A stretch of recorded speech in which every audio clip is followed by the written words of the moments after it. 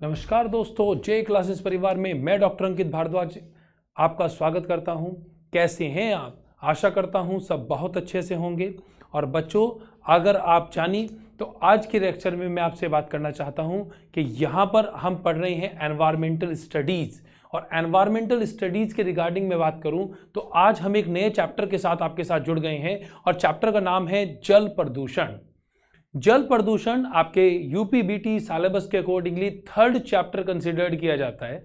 इससे पहले हम वायु प्रदूषण और जो इंट्रोडक्शन नाम से जो चैप्टर है वो दो चैप्टर कंप्लीट करके आए हैं। तो ये थर्ड चैप्टर आज हमें स्टार्ट करना है जो कि वाटर के ऊपर डिपेंडेंट है।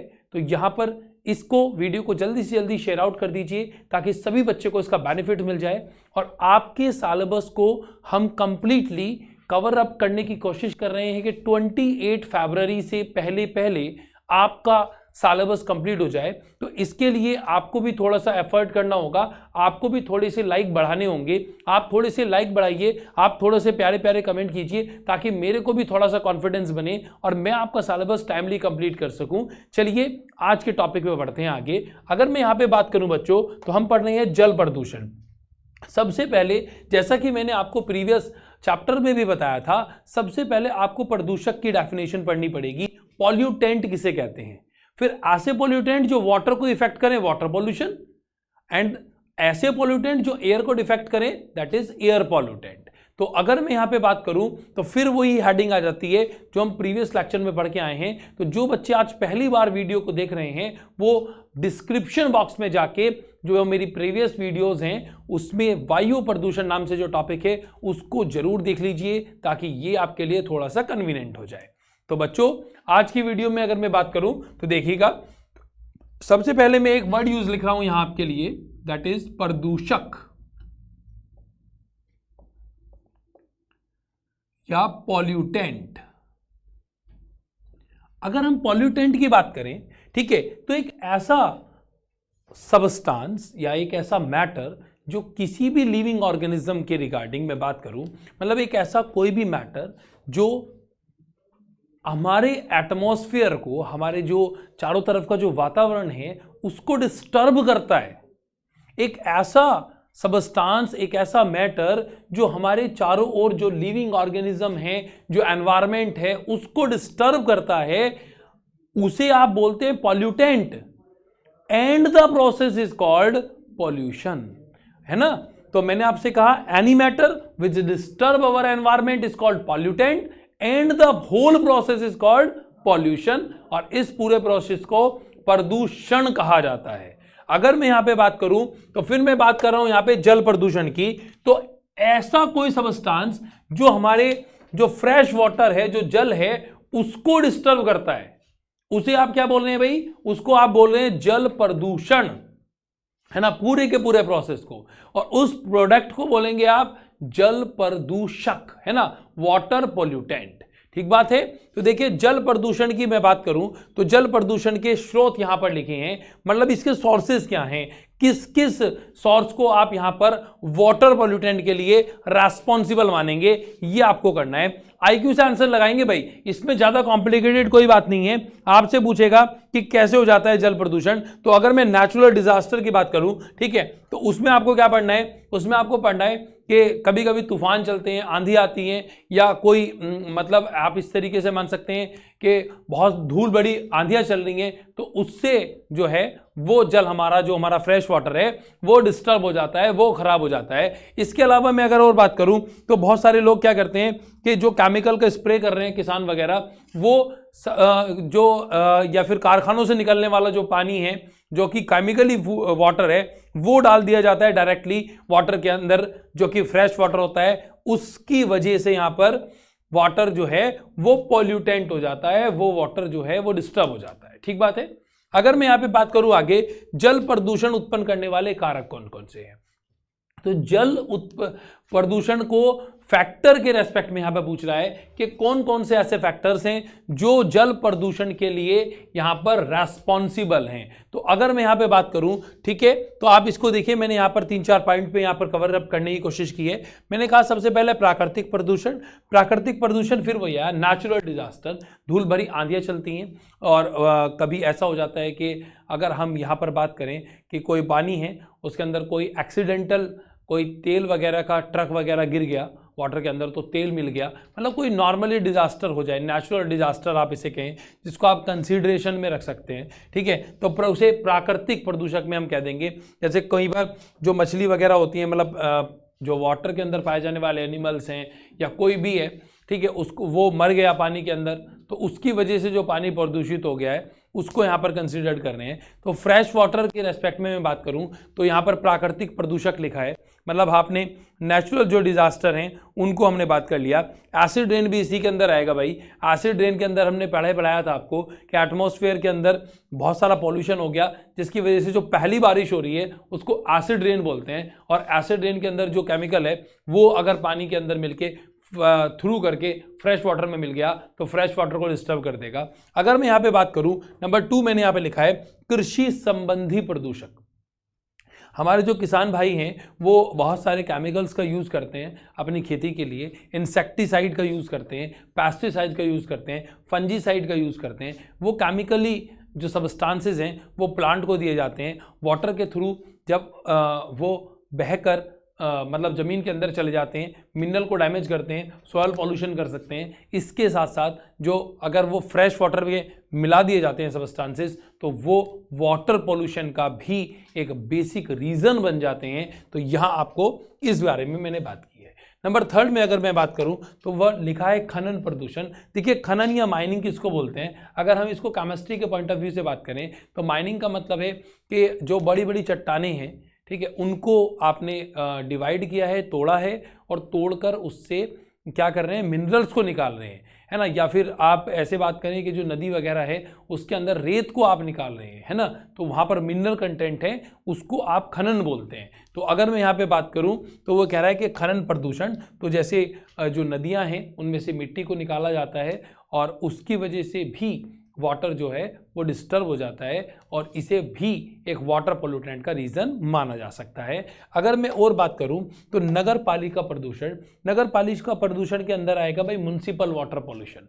म्युनिसिपल वाटर पॉल्यूशन का मतलब क्या है कि मतलब हमारे घरों के से निकलने वाला जो कूड़ा करकट वाला जो पानी है, जो भी गंदा पानी हमारे घरों से निकलता है, हमारे नहाने के बाद हमारे जो हमने अपने घरों की सफाइयाँ की हैं उससे जो गंदा पानी निकलता है वो जाके आगे जुड़ जाएगा सीवर के साथ, है ना, और सीवर से निकलकर शहर के जो बहुत बड़ा सीवर होगा वहाँ पर जाके कनेक्ट हो जाएगा और बड़े बड़े नालों में मिलने लगेगा। अगर हम उस नाले को डायरेक्टली फ्रेश वाटर के साथ जोड़ देंगे तो उसकी वजह से भी वाटर जो है हमारा, जो नदियों का पानी है वो पॉल्यूटेड हो सकता है। तो यहाँ पर अगर मैं बात करूँ तो उसको हमने म्युनिसिपल वाटर पॉल्यूशन के रेस्पेक्ट में रख लिया, नगर पालिका प्रदूषण में यहाँ पर इसको बोल रहा हूँ। देखिए बच्चों अगर मैं आगे बात करूँ नंबर नेक्स्ट पे, तो आगे लिखा है औद्योगिक प्रदूषण। औद्योगिक प्रदूषण का मतलब क्या है, औद्योगिक मतलब जो हमने इंडस्ट्री डेवलप की हैं, जो हमारे आसपास एरिया में कारखाने लगे हुए हैं, बड़े बड़ी मशीनें लगी हुई हैं, उनमें बहुत सारा ऐसा केमिकली वेस्टेज निकलता है जो पानी के साथ बहकर अगर डायरेक्टली निकाल दिया जाएगा और ट्रांसफ्यूज कर दिया जाएगा फ्रेश वाटर के अंदर तो वो फ्रेश वाटर को डिस्टर्ब कर सकता है। और जनरली यहाँ पर इस तरीके के फैक्टर्स हैं भी।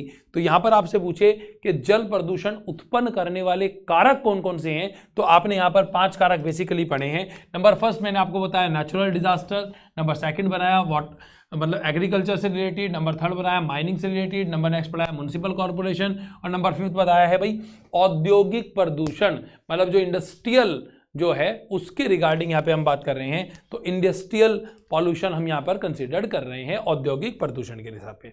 तो यहाँ तक अगर बच्चों आपको समझ आया तो अब आगे का पार्ट आपको बहुत आसानी से समझ आने वाला है। तो जो बच्चे यहाँ पर पहली बार वीडियो को देख रहे हैं वो वीडियो को थोड़ा सा लाइक कर दीजिए और जल्दी से जल्दी अपने ग्रुप के अंदर एक बार और दोबारा से शेयर कर दीजिए। अगर आपका कोई फ्रेंड छूट गया है तो वो भी यहाँ पे टॉपिक को कवर कर लेगा, उसको भी थोड़ा सा बेनिफिट मिल जाएगा और थोड़ा सा मोटिवेशन मेरे को भी मिल जाएगा। चलिए बच्चों अब आगे बढ़ते हैं अगले टॉपिक पे। अगर मैं यहाँ पे बात करूँ नेक्स्ट टॉपिक है कि जल प्रदूषण के के प्रभाव क्या हैं, मतलब इसकी इफेक्ट क्या पड़ेंगे। अगर कोई पानी गंदा हो जाए, अगर कोई पानी पॉल्यूटेड हो जाए तो उसकी वजह से लॉसेस क्या हैं, क्या हमें नुकसान पड़ेंगे, यहां पर हम ये पढ़ने वाले हैं। अगर मैं यहाँ पे बात करूं तो मैंने स्पेसिफिकली इसको 4-5 कैटेगरी में डिफाइन किया है। अगर मैं पहले वाले पे बात करूं तो पहला लिखा है भाई मनुष्य पर प्रभाव, कि मनुष्य के ऊपर प्रभाव क्या क्या पड़ेंगे। तो अगर आप गंदा पानी पिएंगे तो आपको इंटेस्टाइन इन्फेक्शन हो सकता है, आंत के अंदर इन्फेक्शन हो सकता है, आपको अमितीसार डिसीज हो सकती है, अमीबोएसिस डिसीज, आपको डिसेंट्री हो सकती है, ठीक है, पेचिस हो सकती है, आपको उल्टी, दस्त और हैजा हो सकता है। ये सारे के सारे कंटामिनेटेड वाटर और फूड की वजह से ऐसा हो जाता है। तो ये सब आपके पास मैंने यहाँ पे बात की है। तो ग्रेजुअली इन चीज़ों से आपको बचना चाहिए, फ्रेश वाटर आपको पीना चाहिए। और अगर मैं यहाँ पर तीत के रिगार्डिंग बात करूँ तो एक आईक्यू के रिगार्डिंग और मैं आपको बता देता हूँ कि हमारे तीत के अंदर फ्लोरीन आयंस अगर बढ़ जाएंगे तो हमारे तीत डैमेज होना शुरू हो जाएंगे, उनके ऊपर पायरिया लगना शुरू हो जाएगा। तो ये भी एक रीज़न है, मतलब ये भी एक इफेक्ट है, क्योंकि फ्रेश वाटर से नहीं, मैरीन वाटर या फिर आप इसको पॉल्यूटेड वाटर से कंसिडर्ड मान सकते हैं। ठीक बात है बच्चों। तो अगर मैं आगे बढ़ूं तो नेक्स्ट लिखा है पेड़ पौधों पर प्रभाव। तो अगर मैं किसी पेड़ पौधों के रेस्पेक्ट में बात करूं तो अगर किसी गंदे पानी वाले सबस्टांसेस को पेड़ पौधों को दिया जाएगा तो पेड़ पौधों के अंदर जो मिनरल्स हैं उनके अंदर कुछ यहाँ पर कंटेंट्स में प्रॉब्लम्स आ जाएंगी, तो प्लांट की ग्रोथ रुक जाएगी, उनकी ग्रोथ रुकेगी, उनकी फोटोसिंथेसिस का ग्रोथ रुकेगा, तो अल्टीमेटली आपके लिए नुकसानदायक है। और इसके साथ साथ अगर आप केमिकल का स्प्रे करेंगे प्लांट के ऊपर तो प्लांट को तो जो केमिकल्स मिलेगा ही, वो केमिकल्स आपकी बॉडी के अंदर भी ट्रांसमिट कर जाएगा। इसको बायोमैग्निफिकेशन बोलते हैं, ठीक है, जैव आवर्धन इसको कंसिडर किया जाता है। तो इसके रिगार्डिंग में अगर बात करूं तो उसकी वजह से पेड़ पौधों पर भी बहुत ज़्यादा साइड इफेक्ट पड़ता है इन केमिकल्स का, इन वाटर पोल्यूटेंट का। ठीक बात है। अगर मैं आगे बात करूं तो नंबर 3 मैंने लिखा है कि जीव जंतुओं पर प्रभाव, कि जो हमारे आसपास जो जीव जंतु पाए जाते हैं, मतलब जो हम एनिमल्स की बात कर रहे हैं, कि जो भी एनिमल हमारे अंदर कंसिडर किए जा रहे हैं, जो हम मान रहे हैं, उन पर क्या क्या प्रभाव पड़ता है। तो आपको ध्यान देना है भाई, उस पर क्या क्या प्रभाव पड़ता है। तो अगर मैं यहाँ पर आपसे बात करूँ तो जीव जंतु जो हैं वो उनकी मृत्यु तक हो जाती है। मतलब अगर हम वाटर के रेस्पेक्ट में बात करें तो अगर कोई वाटर बहुत ज़्यादा पॉल्यूटेड है, उसके अंदर CO2 की कंसंट्रेशन ज़्यादा है, पानी के अंदर ऑक्सीजन की डेफिशिएंसी है, तो फिश वगैरह मर जाती हैं, मछलियाँ मर जाती हैं, तो यहाँ पर उनकी डेथ भी हो सकती है। तो उनके ऊपर भी ये एक प्रतिकूल, मतलब एडवर्स इफेक्ट यहाँ पर शो करेगा। तो अगर मैं यहाँ पर नेक्स्ट बात करूँ तो जलीय पारितंत्र पर प्रभाव, मतलब ये एक्वेटिक इकोसिस्टम पे बात कर रहा है। तो एक्वेटिक इकोसिस्टम की अगर मैं आपको बात बताना चाहूँ तो आपको एक्वेटिक इकोसिस्टम का मैं यहाँ पे ग्राफ बना के दिखाता हूँ। किसी एक्वेटिक इकोसिस्टम में, किसी जलीय पारिस्थितिक तंत्र में क्या होगा भाई, सबसे पहले होंगे फाइटोप्लैंक्टन।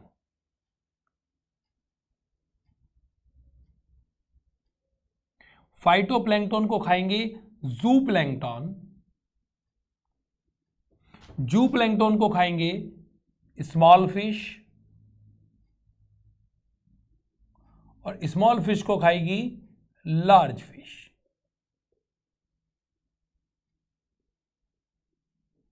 इसको कौन खाएगा भाई, इसको खाएगी लार्ज फिश। तो मैंने जलीय पारिस्थितिकी पर क्या प्रभाव पड़ा है। अगर आपने शुरू में ही, मतलब फाइटोप्लैंक्टन को ही पॉल्यूटेड वाटर दे दिया तो उसके अंदर जो केमिकल्स एंटर करेंगे उस पॉल्यूशन की वजह से वो ग्रेजुअली आगे की तरफ बढ़ते चले जाएंगे।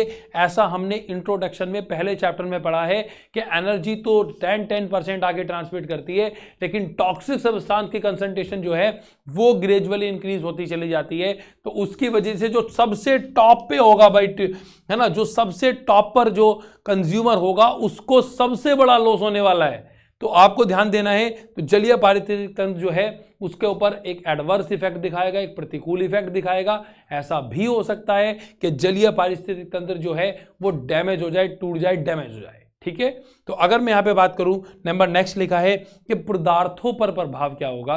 तो जो भी मेटल है, मतलब अगर हम मेटल के रिगार्डिंग बात करें तो उनको भी ये पॉल्यूटेड वाटर है वो डैमेज कर सकता है, वहां पर कोरोजन होने के चांसेस हैं। और अगर मैं किसी पत्थर वगैरह की बात करूं जो भी है तो वहां पर भी इसके साइड इफेक्ट देखे जाते हैं। अगर मैं इसके अलावा और बात करूं भाई तो पदार्थों पर यह भी है कि अगर कोई प्रदूषित वाटर के रेस्पेक्ट में कोई आप पदार्थों के आने से अगर हम बात करेंगे तो उसके ऊपर ऐसा भी हो सकता है कि उसके ऊपर जंग वगैरह लग सकता है, उसकी क्षमता घट सकती है। वो जो मेटल है, जो भी पदार्थ है, जो भी मैटर है, उसकी लेवल डाउन हो सकता है। तो ये आपको बहुत अच्छे से ध्यान देके जाना है भाई।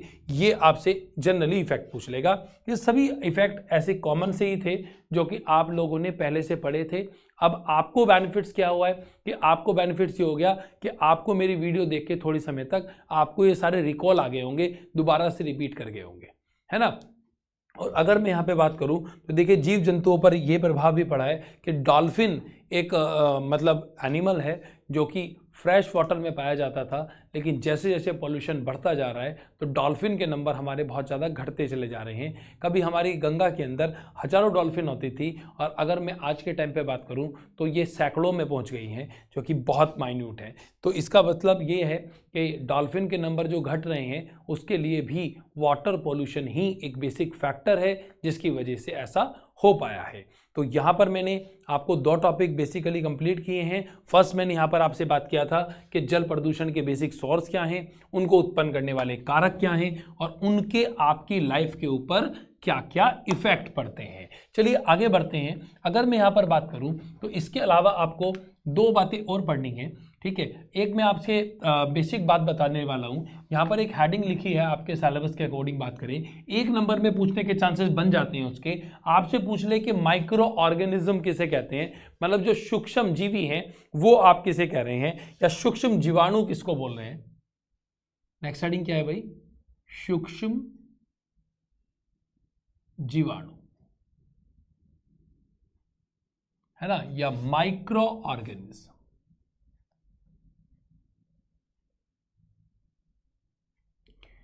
माइक्रो ऑर्गेनिज्म आप किसे कंसिडर कर रहे हैं। आपको डायग्राम से मतलब यहां पर हेडिंग से ही पता चल रहा है। माइक्रो, माइक्रो माने छोटे, ऑर्गेनिज्म, ऑर्गेनिज्म माने जंतु, छोटे जंतु मतलब ऐसे जंतु जिनको आप नेक्ड आई से नहीं देख सकते, जिनको आप नॉर्मल आई से नहीं देख सकते, जिनको देखने के लिए आपको माइक्रोस्कोप की, नैनोस्कोप की जरूरत होती है, उन जंतुओं को हम क्या बोलते हैं भाई, उनको माइक्रो ऑर्गेनिज्म बोलते हैं। और अगर मैं इसके रिगार्डिंग बात करूं तो किंगडम मोनेरा, है ना। अगर आप इंजीनियर्स हैं वैसे आपके लिए थोड़ा सा अजीब बात है, लेकिन जो बच्चे थोड़ा सा 9th 10th अगर रिकॉल कर रहे हो तो वहाँ पर आपने किंगडम मोनेरा पढ़ा था, ठीक है। किंगडम मोनेरा के जितने भी मेंबर हैं वो इसी में यहाँ पर माने जाते हैं कि वो माइक्रोस्कोप से दिखाई देंगे, वो माइक्रोब्स हैं, है ना। किंगडम मोनेरा में कौन आता है भाई, किंगडम मोनेरा में बैक्टीरिया आते हैं, ऐसा मैंने आपको बेसिकली बता रखा है। इसके अलावा अगर मैं बात करूं तो किंगडम मोनेरा के साथ साथ किंगडम फंगस, जिसमें फंजाई, फफूंदी आती है ना, ईस्ट आता है, वो भी माइक्रो ऑर्गेनिज्म में कंसीडर्ड किए जाते हैं, ठीक है। तो ये मैंने आपसे बात की। माइक्रो ऑर्गेनिज्म आपको पूछ सकता है तो ऐसे जीव जंतु, ऐसे छोटे छोटे जीव जंतु जिनको आप नेक्ड आई से नहीं देख सकते, जिनको देखने के लिए आपको माइक्रोस्कोप की जरूरत पड़ती है, उसको माइक्रो ऑर्गेनिज्म कंसीडर करते हैं, ठीक है। इसी क्रम में अगर मैं आपसे बात करूं तो एक और यहां पर आपसे पूछ लेगा, ये जो वाटर है, मतलब हमारे घरों के अंदर जो पानी है वो गंदा है तो क्यों है ना। और जो हमारे कारखाने हैं बहुत बड़े बड़े, उनसे जो वाटर निकल रहा है गंदे वाला, वो क्यों है गंदा, यहां पर एक बेसिक रीजन पूछ सकता है। तो यहां पर 2 पार्ट में हमने डिवाइड कर दिया। एक को बोला घरेलू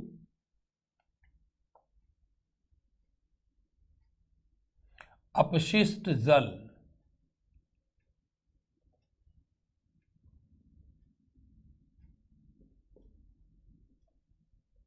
और एक को बोला है भाई औद्योगिक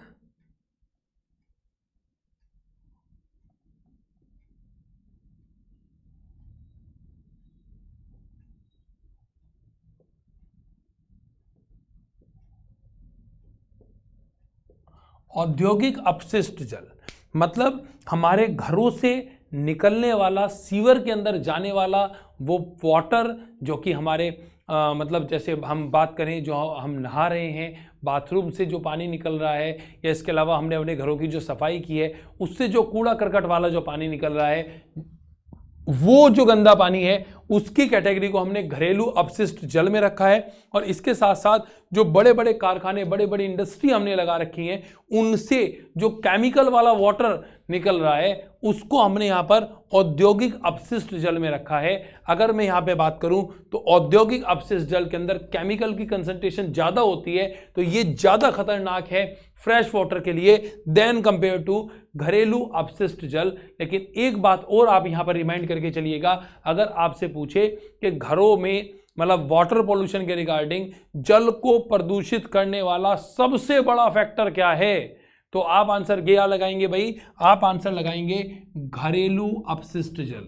ठीक है, आप ऐसा नहीं सोचेंगे कि मतलब जो केमिकल्स की फैक्ट्रियां हैं वो ज़्यादा खतरनाक मतलब केमिकल्स हैं जो कि वाटर को ज़्यादा डिस्टर्ब करते हैं, लेकिन यहाँ पर वैल्यूज़ पे डिपेंड कर रहा है। मतलब क्योंकि घरों से निकलने वाला जो कूड़ा करकट वाला पानी है वो बहुत ज़्यादा अमाउंट में है ना, इतनी फैक्ट्रियां नहीं है जितना पानी वहां से निकलता है, तो वो फ्रेश वाटर को सबसे ज़्यादा डिस्टर्ब करता है। ये आपको बहुत अच्छे से रिमाइंड करके चलना है, याद करके चलना है। ठीक है, तो ये मेरे हिसाब से आपको समझ आया होगा बच्चों। एक और छोटी सी हेडिंग आपके साथ पढ़ लेते हैं आज, इसको और कवर कर लीजिए। नेक्स्ट हेडिंग है भाई सीवेज।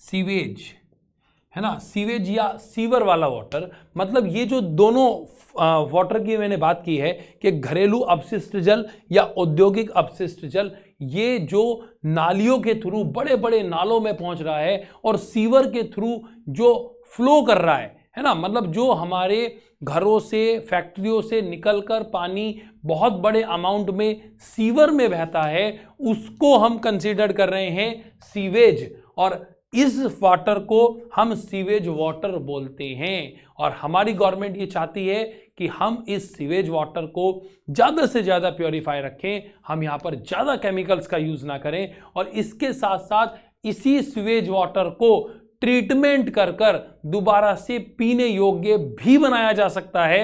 इसे सीवेज ट्रीटमेंट प्लांट बोलते हैं।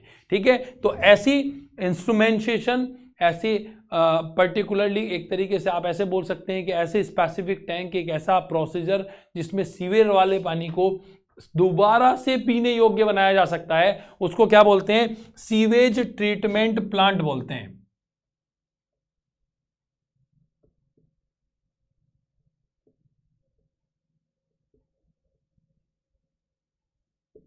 उसको क्या बोल रहे हैं भाई, सीवेज ट्रीटमेंट प्लांट बोल रहे हैं। तो ये आपको याद रखना है, एसटीपी बोलते हैं शॉर्ट में, एसटीपीएस है ना, सीवेज ट्रीटमेंट प्लांट, एसटीपीएस यहां पर इसको कंसिडर्ड किया जाता है। तो ये मैंने आपको बताया कि सीवर किसे कह रहे हैं, और सीवर को साफ करने के लिए जिसको हम यूज कर रहे हैं, ठीक है, उसे हम क्या बोल रहे हैं भाई, उसको हम बोल रहे हैं सीवेज ट्रीटमेंट प्लांट। तो यहां तक मेरे हिसाब से मोस्ट प्रोबेबली आपको बच्चों समझ आ गया होगा बहुत आसानी से। और अगर मैं यहां पर बात करूं तो आपको दो बातें और याद रख के चलनी है, एक होती है बीओडी और एक होता है COD.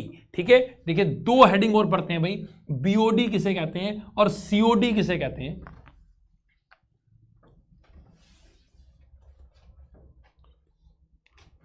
BOD that is biological, ये तो आना ही आना है पेपर में, बायोलॉजिकल ऑक्सीजन डिमांड।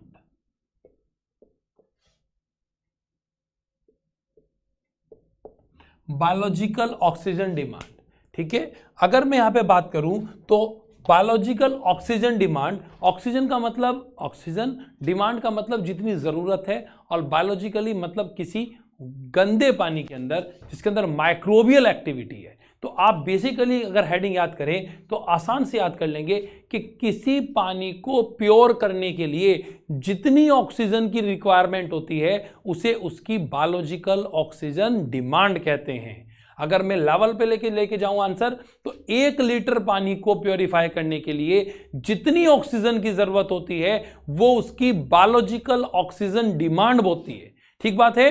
तो 1 लीटर वाटर को प्योरीफाई करने के लिए जितनी ऑक्सीजन की नीड है वो उसकी बायोलॉजिकल ऑक्सीजन डिमांड कंसिडर्ड की जाती है, और जितना पानी ज्यादा पोल्यूटेड होगा उसकी बायोलॉजिकल ऑक्सीजन डिमांड उतनी ज्यादा होगी और फ्रेश वाटर की बायोलॉजिकल ऑक्सीजन डिमांड बहुत कम होगी या जीरो होगी। ये आपको रिमाइंड करके चलना है, ठीक है। तो आप ये कहेंगे हम higher the polluted water,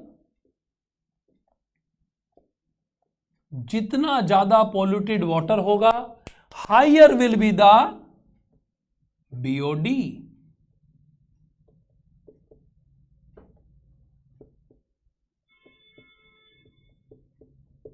higher will be the BOD, उसकी बीओडी वैल्यू उतनी ही ज्यादा होगी, यह आपको ध्यान रखना है। तो अगर हम बात करें जितना ज्यादा पॉल्यूटेड वाटर उतनी उसकी बायोलॉजिकल ऑक्सीजन डिमांड, तो फ्रेश वाटर की बायोलॉजिकल ऑक्सीजन डिमांड कम होती है जबकि गंदे पानी की बायोलॉजिकल ऑक्सीजन डिमांड ज्यादा होती है, ठीक है। इसी क्रम में अगर मैं और बात करूं तो एक हेडिंग और मैंने आपको बताई है COD, that is chemical oxygen demand. तो किसी 1 लीटर वाटर को प्योरीफाई करने के लिए किसी 1 लीटर केमिकल वाटर को प्योरीफाई करने के लिए जितनी ऑक्सीजन की डिमांड होती है उसे उसकी केमिकल ऑक्सीजन डिमांड कहते हैं। तो बच्चों यहां तक आज के हम लेक्चर को फाइनलाइज करने वाले हैं।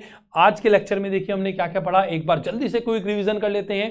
देखिए आज के लेक्चर में हमने सोर्सेज पढ़े कि जल प्रदूषण होने के बेसिक कारण क्या हैं, कौन कौन से फैक्टर हैं जो जल प्रदूषण को प्रभावित करते हैं, इसके अलावा उसका प्लांट के ऊपर, एनिमल के ऊपर या किसी और फैक्टर के ऊपर क्या क्या प्रभाव है, इफेक्ट क्या है उसका, वो हमने पढ़ा। इसके अलावा हमने सीवर के बारे में यहाँ पर डिस्कशन किया है और सीवर के साथ साथ हमने घरों से निकलने वाले जो गंदा पानी है और जो औद्योगिक फैक्ट्रियों से निकलने वाला जो गंदा पानी है उसके बारे में यहाँ पर अच्छे से स्टडी कर लिया है और साथ साथ 2 बेसिक छोटी छोटी हेडिंग भी कवर कर ली है।